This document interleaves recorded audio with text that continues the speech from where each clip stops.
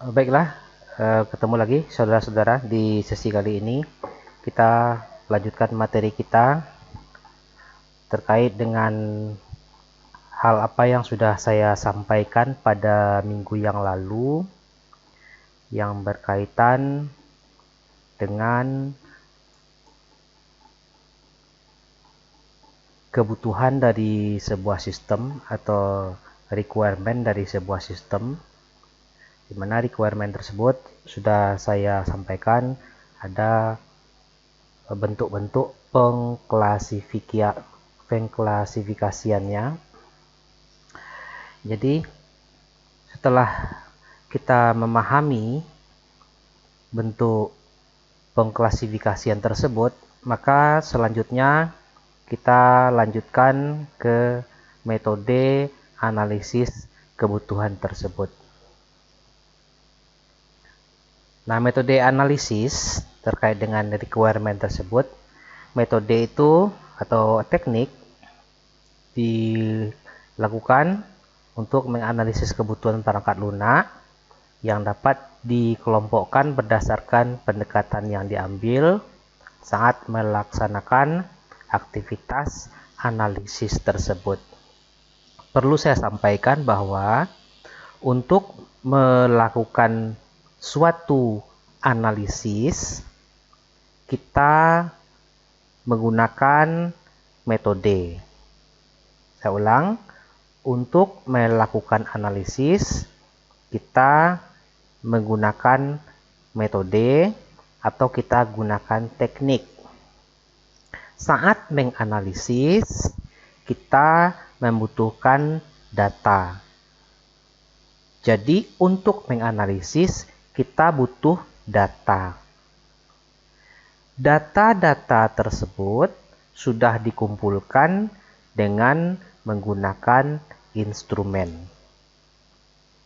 Jadi kaitannya jelas seperti itu ya.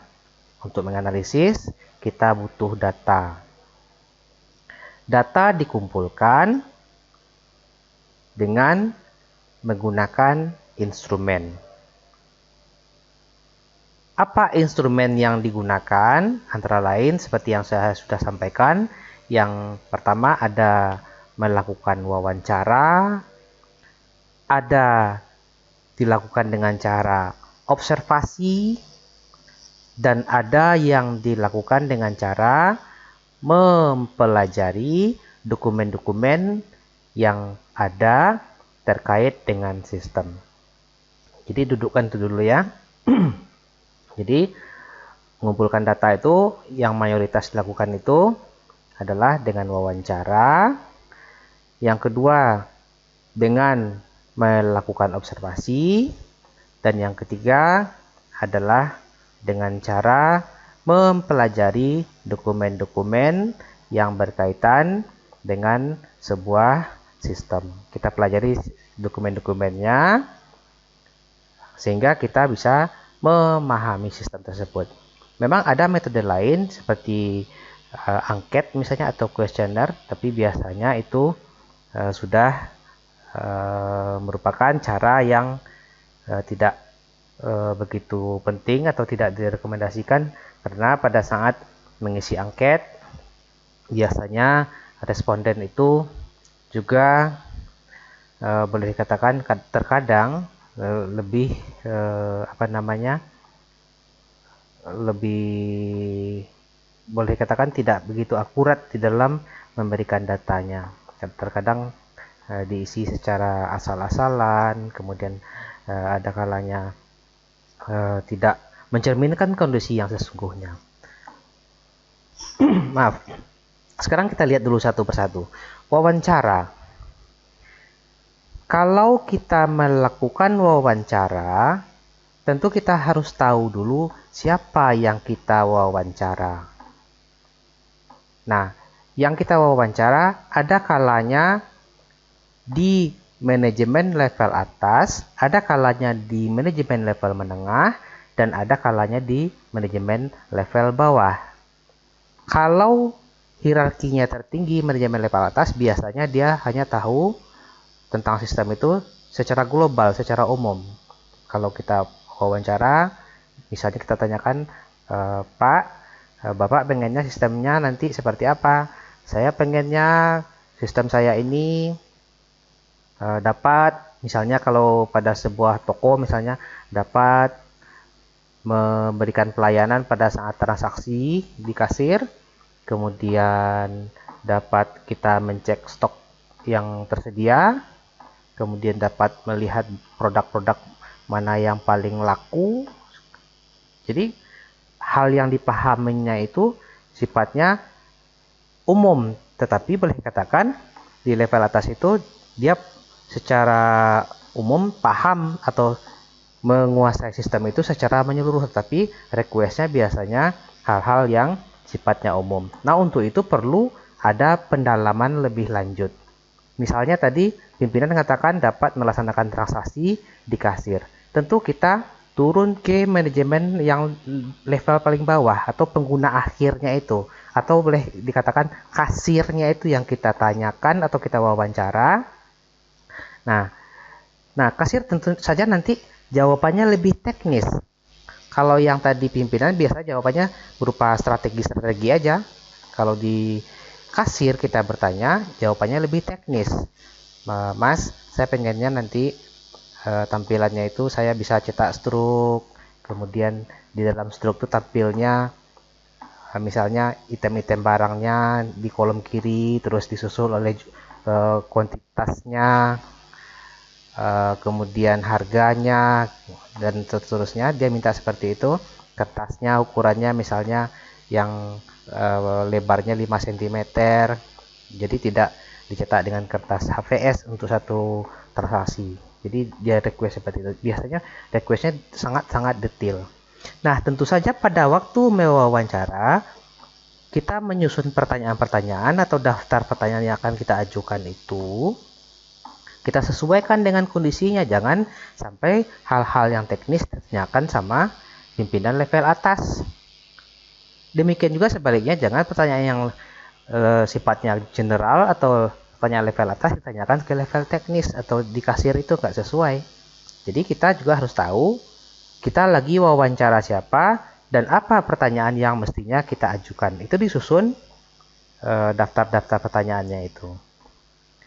Nah, itu wawancara. Tentu pada saat kita melakukan wawancara, ada kalanya jawaban dari responden kita itu kita catat, ada kalanya kita buatkan rekaman.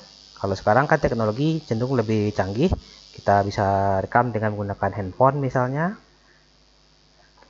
Kita dengarkan, dan seharusnya pada saat kita menyusun daftar pertanyaan itu harus ada cara atau teknik yang kita lakukan supaya dapat mengakomodasi semua hal-hal yang berkaitan dengan sistem tersebut.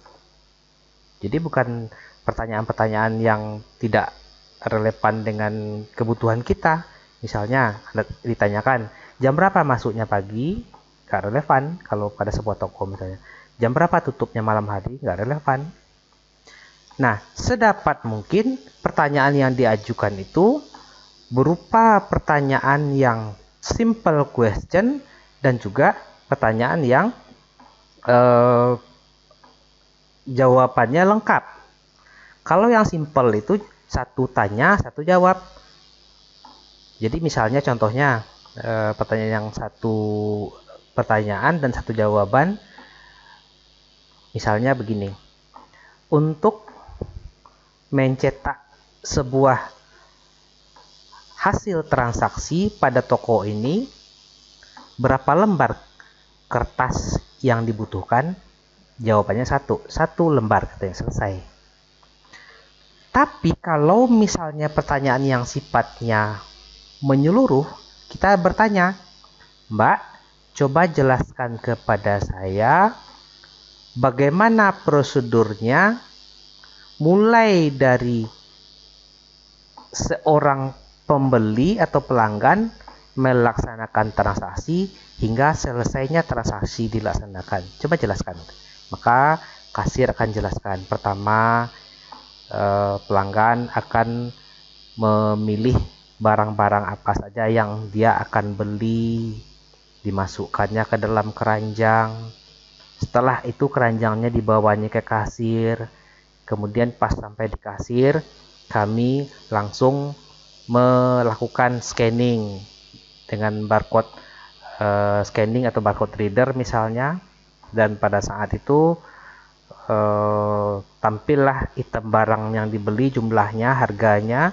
Kemudian satu barang selesai kami pindahkan ke dalam kantong plastik. Kami ambil barang yang kedua, kami lakukan langkah tersebut sampai selesai. Kalau sudah masuk semua item-item tersebut, kami melaksanakan pemeriksaan kembali, kami preview dulu apakah sudah sesuai transaksi tersebut. Kalau sudah, baru kami laksanakan closing atau penutupan transaksi. Nah, itu kira-kira bentuk pertanyaan yang menyeluruh itu. Jadi, nanti kalau misalnya saudara ketemu atau menghadapi kasus yang seperti itu, untuk kasus-kasus lain tinggal disesuaikan, misalnya di rumah sakit, di hotel, atau misalnya pada sebuah perusahaan jasa, perusahaan dagang, dan segala macam, disesuaikan kondisinya. Jadi pertanyaan itu disesuaikan kondisinya. Nah, itu proses wawancara. Nah, tentu kalau kita wawancara itu hal yang penting itu adalah kita perlu susun dulu daftar pertanyaan yang akan kita ajukan supaya kita lebih terarah di dalam melaksanakan wawancara itu. Tetapi kalau misalnya nggak kita susun atau kita nggak buat sebuah perencanaan, maka pada saat proses wawancara tersebut ada hal-hal yang seharusnya kita dapatkan jadi tidak dapat kita peroleh datanya. Nah, kemudian yang kedua, kita melaksanakan observasi. Ya, kita misalnya mempelajari sistem itu dengan cara melibatkan diri secara langsung di sistem. Jadi kita berlaku seperti karyawan biasa. Kalau misalnya itu toko, Anda bertindak sebagai kasirnya, Anda juga ikut menggunakan sistemnya seperti apa dia melayani, sehingga Anda paham proses bisnis yang ada di dalam toko tersebut, atau lebih luas lagi di dalam organisasi tersebut. Anda paham bagian-bagiannya apa-apa saja, siapa yang berwenang, hak dan kewajibannya apa-apa saja. Jadi jelas itu job deskripsinya masing-masing. Nah, terakhir yang berkaitan dengan mempelajari dokumen, tentu kita harus mempelajari dokumen-dokumen, misalnya terkait dengan analisis jabatan. Misalnya seorang kasir, tugasnya apa-apa saja, sampai di mana kewenangan seorang kasir, apa aja haknya atau apa aja tugas-tugas yang harus dia lakukan. Jadi kita pelajari itu tupoksinya, tugas pokok dan fungsi dari seseorang kita pelajari. Nah, setelah kita memahami itu, kita pelajari dokumennya, kita lihat lagi bagaimana bentuk penyusunan layout datanya yang ada saat ini. Anggaplah dia pakai Excel atau pakai Microsoft Word, seperti apa dia nyusun datanya. Kita minta juga contoh-contoh yang sudah tercetak seperti apa tampilannya. Nah, kemudian selanjutnya kita lihat layoutnya atau tampilan keluarannya. Misalnya ada laporan harian, laporan mingguan, laporan bulanan dalam bentuk tabelnya misalnya. Nah, kemudian ada juga dalam bentuk grafik dan segala macam, kita pelajari semuanya. Nah, sehingga kita bisa mengimplementasikannya ke dalam sistem yang akan kita kembangkan tersebut. Nah, saudara-saudara, jadi kalau misalnya output tersebut, contoh misalnya kalau pada instansi pemerintahan atau ada organisasi-organisasi tertentu, biasanya layoutnya tuh udah fix, udah jelas, ada aturannya, ada bahkan jenis fontnya pun standar, ada yang seperti itu. Jadi kita harus mengikuti seperti itu, sebab kalau misalnya kita lakukan perubahan berarti kita sudah menyalahi aturan terkait dengan organisasi tersebut. Kan ada tuh terkadang sebuah perusahaan standar font yang mereka gunakan misalnya Times New Roman. Nah, semuanya standar seperti itu. ukurannya juga jelas seperti apa misalnya. Jadi kita nggak bisa memodifikasi sesuai selera kita, jadi lihat apa adanya gitu. Nah biasanya kalau di organisasi swasta, mereka biasanya lebih bisa fleksibel terhadap perubahan itu, nggak terlalu kaku. Jadi kita bisa memberikan masukan dan segala macamnya terhadap perubahan-perubahan yang mungkin lebih baik dibandingkan dengan yang sebelumnya. Tapi kalau di sistem yang seperti misalnya di pemerintahan, biasanya sudah ada standar yang sudah ditetapkan, ukuran kertas, kemudian jenis font yang digunakan, posisi logo dan segala macamnya itu sudah merupakan ketentuan yang sudah ada standarnya. Terkecuali kalau ada misalnya contoh kebijakan yang memungkinkan kita untuk melakukan perubahan. Biasanya kalau untuk di layout cukup fleksibel, tetapi kalau pas di output biasanya mengikuti standar yang sudah ditetapkan. Nah, selanjutnya saudara, metode analisis itu cukup banyak. Ada analisisnya terstruktur atau structured analysis. Ada yang berorientasi aliran data, data flow oriented atau functional oriented. Ada yang berorientasi struktur data atau data structure oriented, dan ada berorientasi objek. Nah, 3 poin pertama sudah lama berkembang, dan sekarang yang lagi ngetren itu adalah yang berorientasikan objek. Artinya sebuah sistem itu akan dipilah-pilah menjadi struktur yang lebih kecil, kemudian dikembangkan unit demi unit, sehingga nanti unit tersebut merupakan bagian integrasi atau bagian integral dari sistem yang lebih besar. Jadi itu dikenal sebagai sistem yang berbasis objek atau berorientasi objek. Nah, ini silakan saja dibaca referensi yang terkait dengan hal ini. Ada data flow diagram, ada kamus data, ada ERD, ada state transition diagram, structure chart. Jadi ini saya skip aja bagian ini, silakan cari referensinya. Kemudian berorientasi struktur data juga ada. Nah, kemudian ada berikutnya yang ini berorientasi objek. Ini saya mau dalamin di sini. Nah, pendekatan berorientasi objek memandang sistem yang akan dikembangkan sebagai suatu kumpulan objek-objek yang berkorespondensi dengan objek-objek dunia nyata. Jadi itu dipilah-pilah di parsial-parsial sedemikian rupa, nanti akhirnya akan diintegrasikan menjadi satu kesatuan. Dan di sini dikenal istilahnya adalah objek yang dienkapsulasi atau di kapsul. Jadi kalau kapsul itu, kalau kita ambil analoginya seperti obat misalnya, kan ada kapsul tuh, pil kapsul, di mana dalam kapsul tersebut namanya kan satu. Misalnya kapsulnya adalah kapsul vitamin B kompleks. Namanya vitamin B kompleks. Di dalamnya itu ada beberapa komponen-komponen yang membentuk vitamin B kompleks itu. Beberapa jenis vitamin misalnya. Nah, jadi dibungkus atau dikapsulkan, tapi memiliki fungsi yang beragam atau fungsi yang bermacam-macam. Jadi misalnya ada kapsul, di dalam kapsul itu ada yang vitamin A, vitamin B, vitamin C, vitamin D, dan segala macamnya dalam satu kapsul. Nah, tentu pas kita makan kapsul tersebut akan memiliki efek atau dampak terhadap bagian tubuh kita yang membutuhkan itu.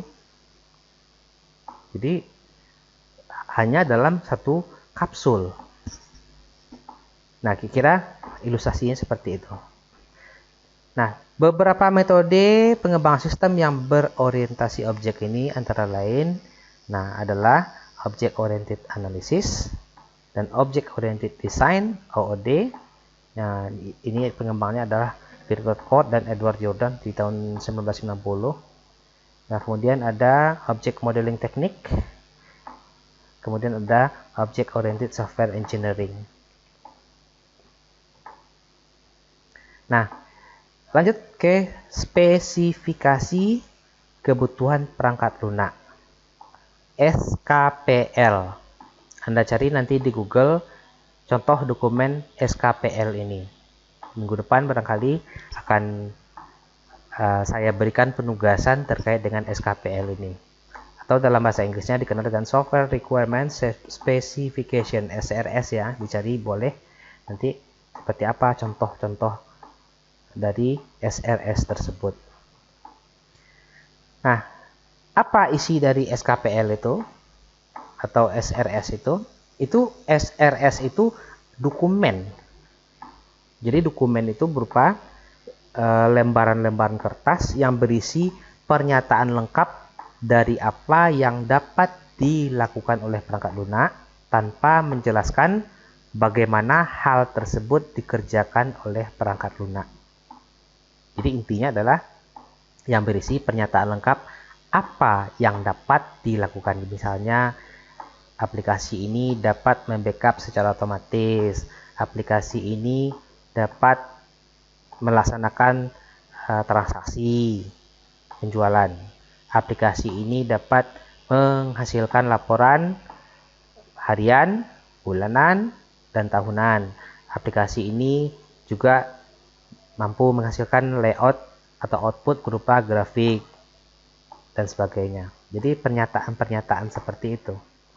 Nanti silakan dilihat nanti selengkapnya pada dokumennya. Nah, kenapa mesti dibuat SRS ini atau SKPL itu? Yang pertama adalah pemakai potensial atau user atau pelanggan dari sistem. Dan yang kedua adalah untuk pengembang sistem. Jadi ada kemungkinan di masa yang akan datang akan dilakukan pengembangan. Lihat SRS yang terdahulu. Supaya bisa dilakukan pengembangan dengan mudah dengan melihat apa yang ada di SRS tersebut. Jadi contohnya misalnya seperti Anda di ATM beli tiket pesawat misalnya. Sebelumnya hanya ada 2 maskapai. Terus tambah 1 maskapai lagi.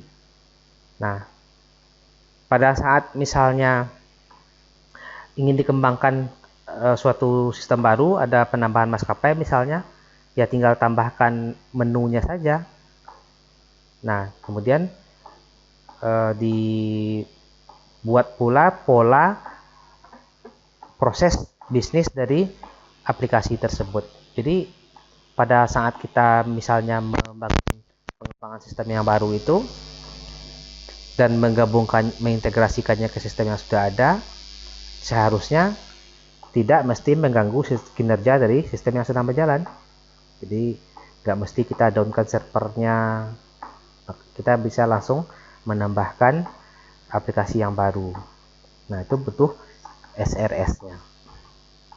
Nah, apa tujuannya? Tujuannya adalah mendefinisikan keinginan yang biasa dinyatakan dalam bentuk penjelasan umum.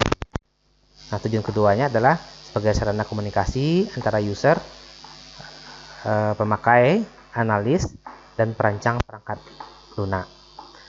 Kemudian dasar untuk merencanakan dan melaksanakan aktivitas penggunaan sistem. Jadi di sana kan terlihat tuh kita dapat begini.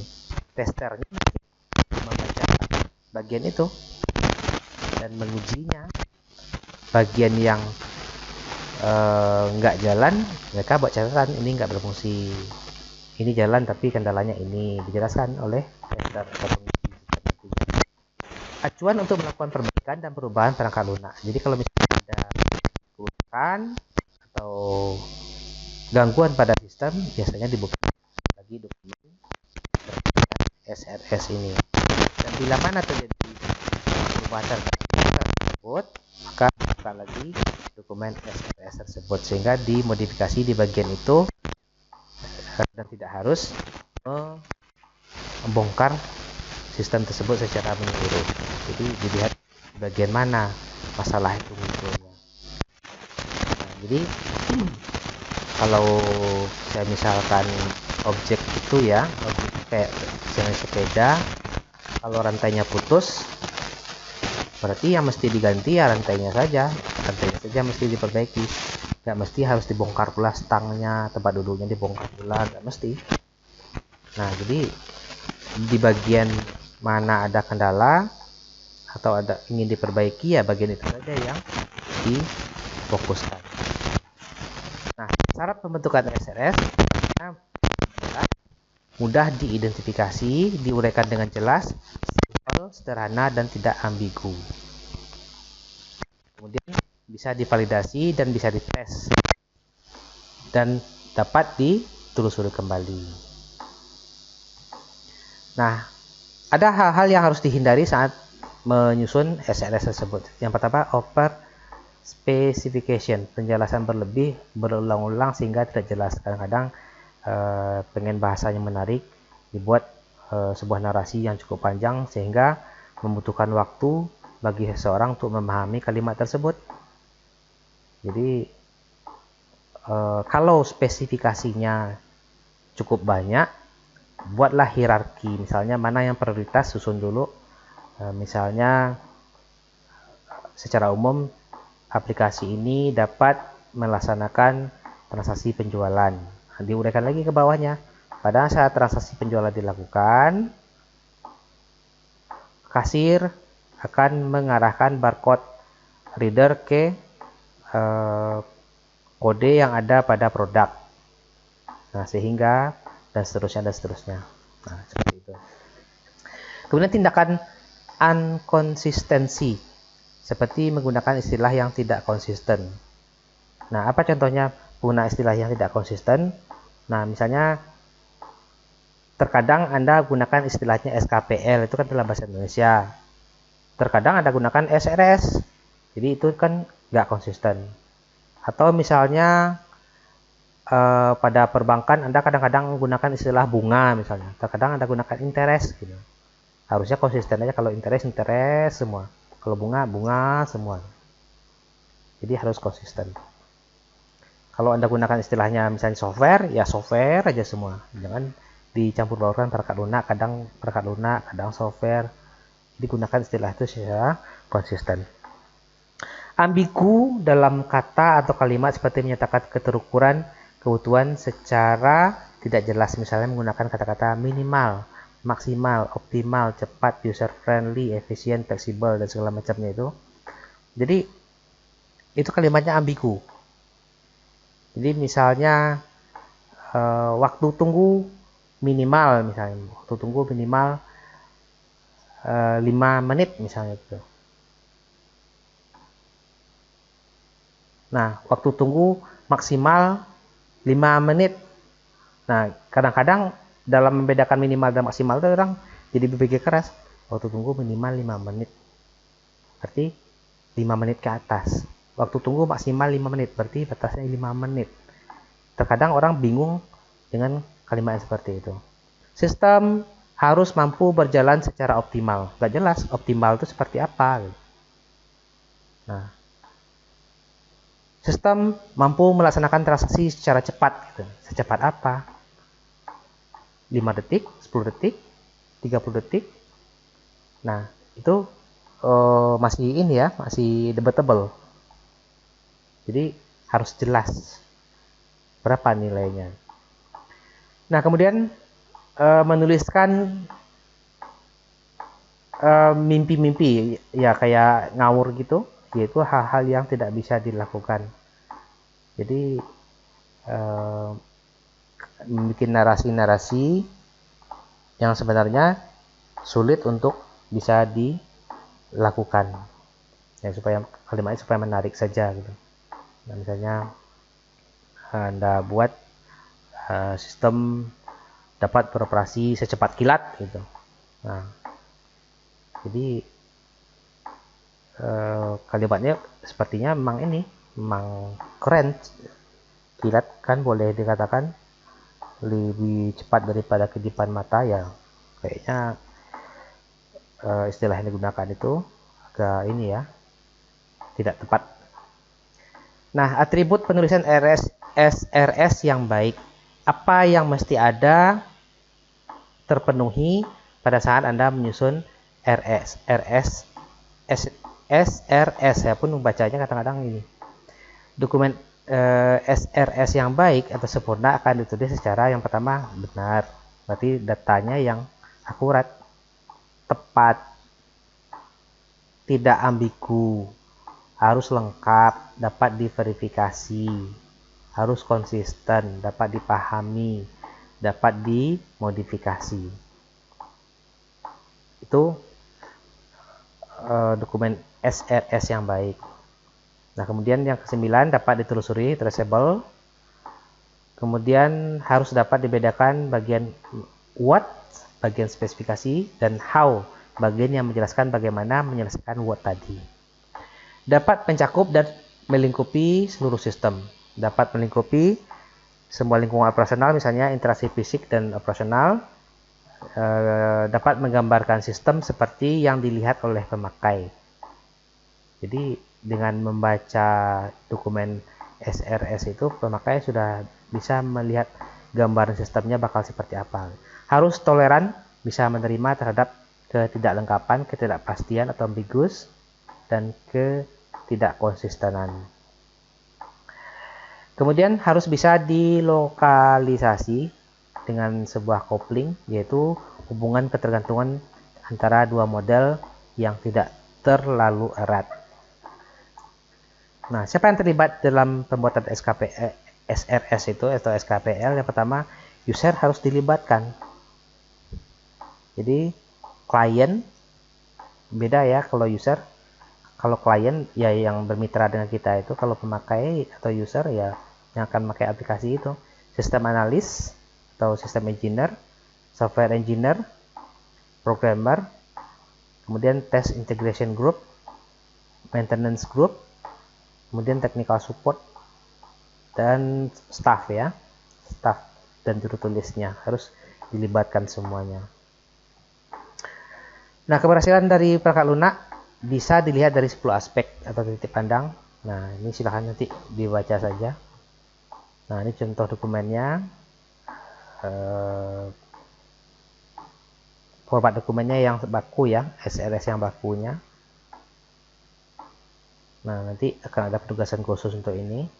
Nah, ini kelengkapannya seperti ini. Ada pendahuluan, deskripsi umum, spesifikasi kebutuhan yang fungsional apa-apa saja. Kemudian antarmuka eksternal apa-apa aja, kebutuhan performansi apa-apa aja, kendala desain apa, atribut, dan kebutuhan lain. Nah, jadi seperti itu. Jadi, saudara silahkan nanti bagian pendalamannya akan saya sampaikan pada aplikasi e-learning kita. Terima kasih atas perhatiannya.